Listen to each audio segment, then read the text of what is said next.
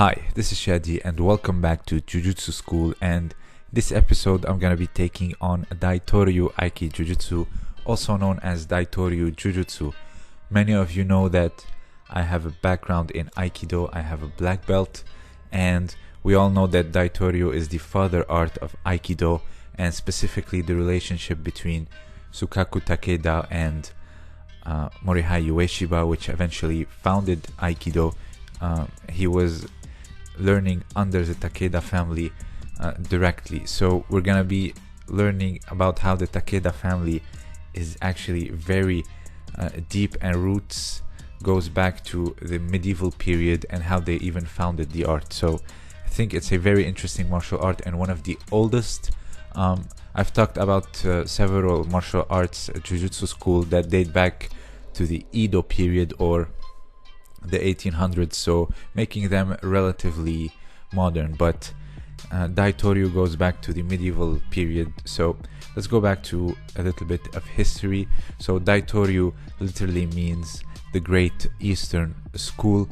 Its headmastership was under the Takeda family until Sukaku Takeda and his sons during the 20th century. Now it has multiple independent branches.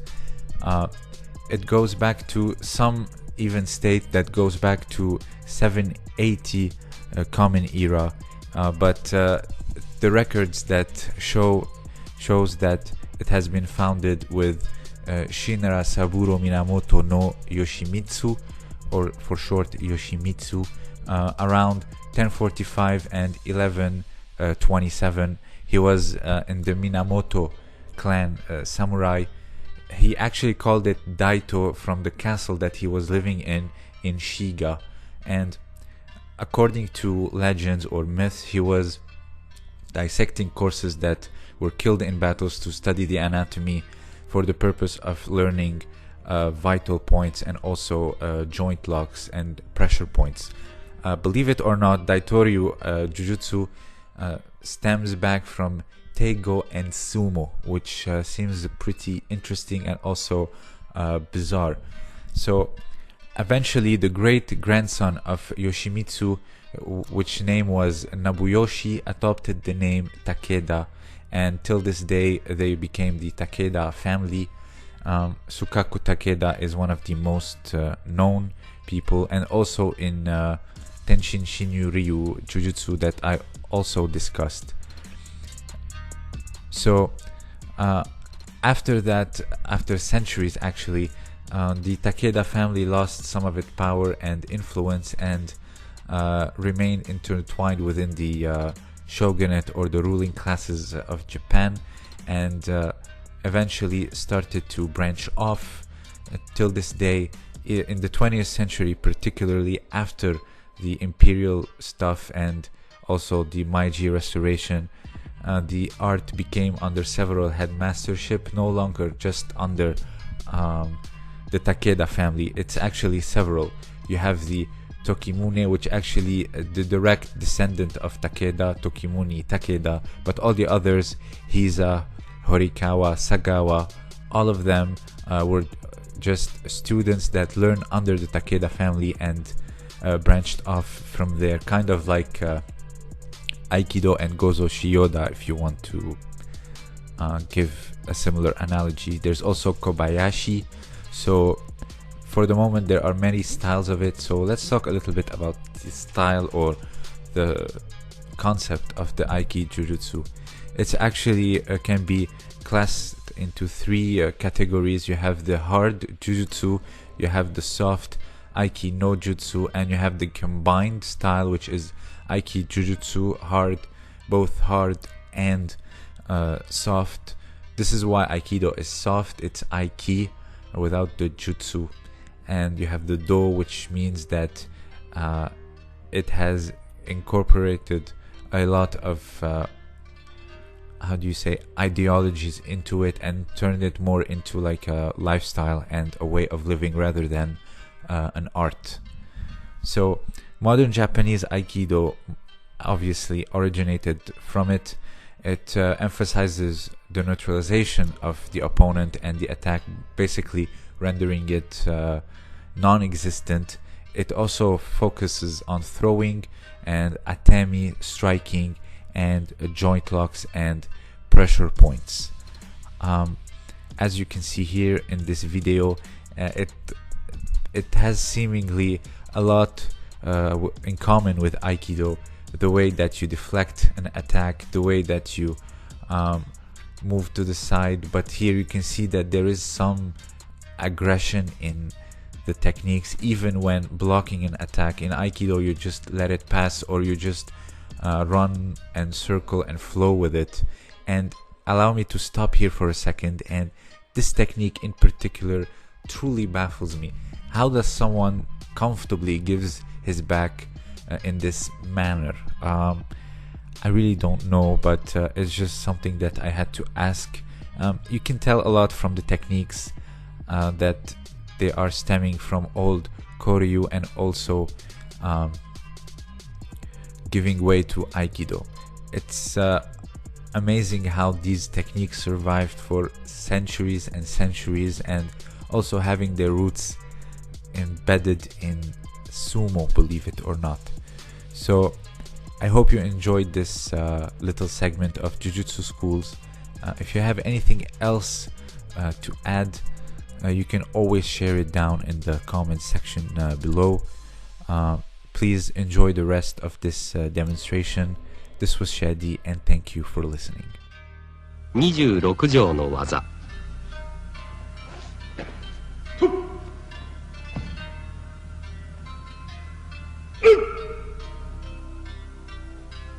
では細かい点をもう一度繰り返してみてみよ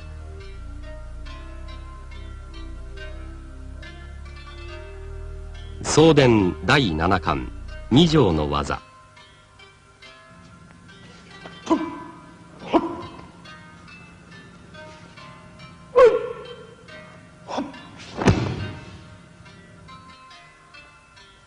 15条の技。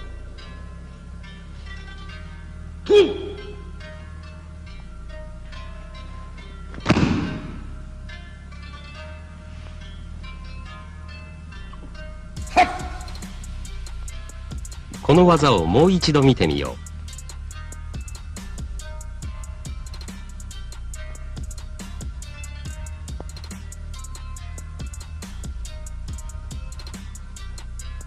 続いて19条20条の技。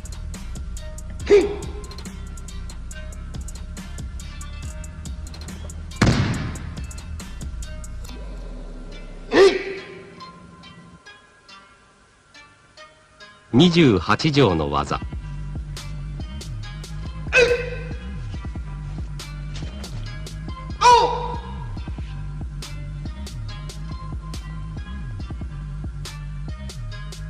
今度は51条の技。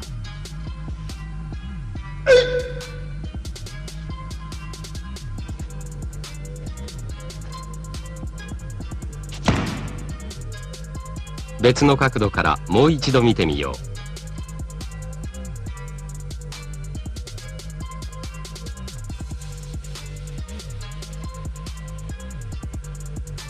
送電第8巻1条の技。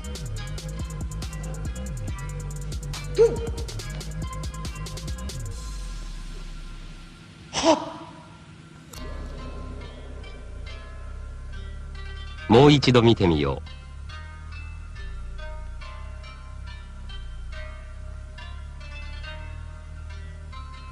次に14条の技。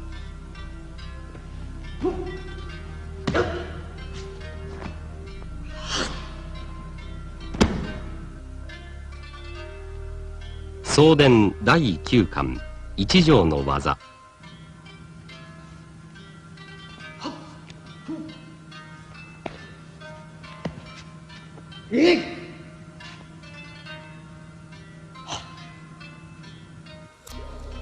技の要所をもう一度見てみよう。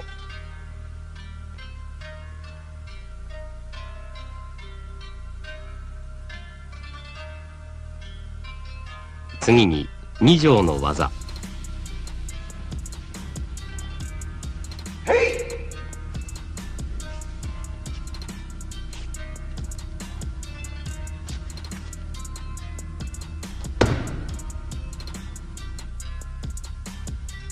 9条の技。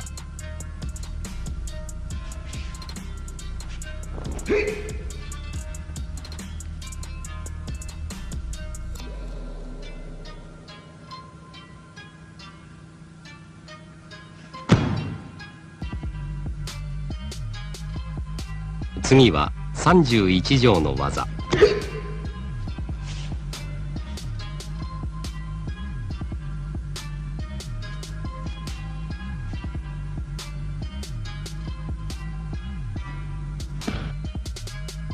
ではもう一度分かりやすい位置から。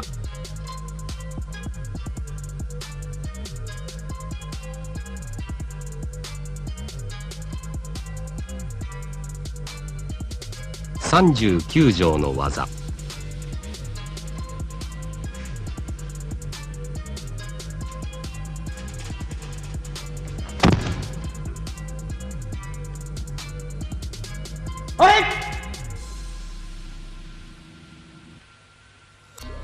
同じ技をもう一度。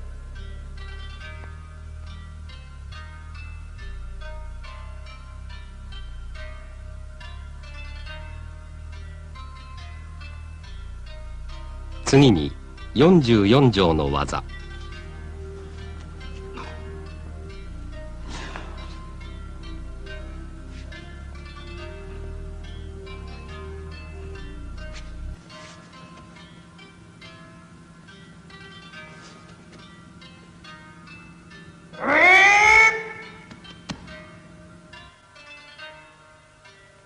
50条の技。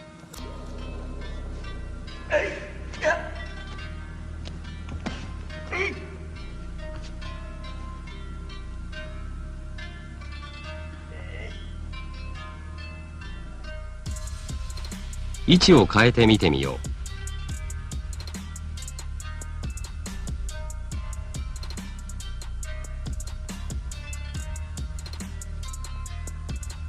う。では51条の技。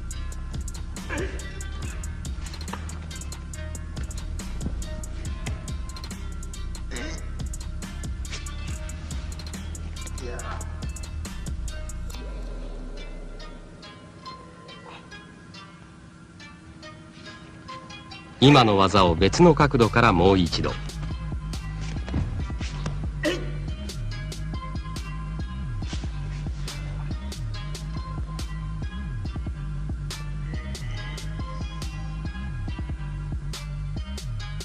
今度は2人を相手にする技である送電第5巻127条の技。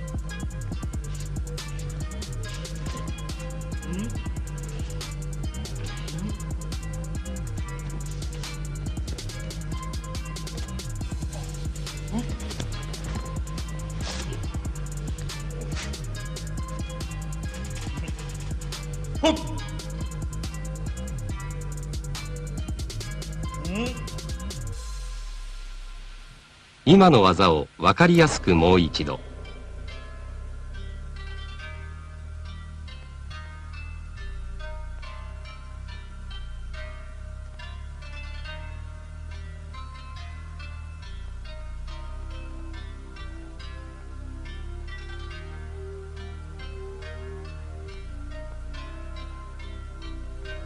132条の技。